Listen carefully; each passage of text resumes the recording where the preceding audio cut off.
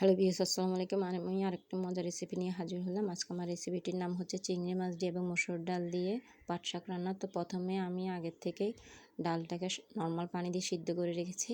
তো এর মাঝে আমি চিংড়ি মাছগুলো দিয়ে দিলাম। 1 চা চামচ হলুদের গুঁড়া দিচ্ছি, 1 টেবিল চামচ থেকেও কম মরিচের গুঁড়া দিচ্ছি। আর এই শাকটা কিন্তু এভাবে রান্না করলে খেতে খুবই ভালো লাগে। তো আমি এখানে স্বাদ মতন লবণ দিচ্ছি, সামান্য পরিমাণ তেল দিচ্ছি, যেহেতু এটা আমি পরে বেরেস্তা করে আবার দিব। তো আমি এখানে একদম অল্প পরিমাণ রসুন কুচি এবং পেঁয়াজ কুচি দিচ্ছি,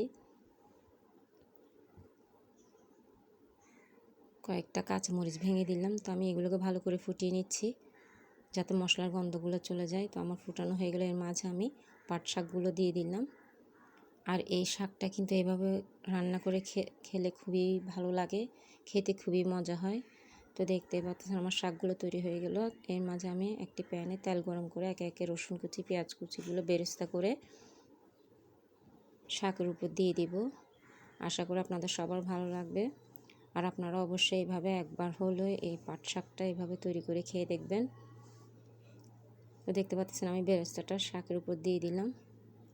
খুবই মজাদার একটি শাক, আমরা সবাই পছন্দ করি পাট শাক।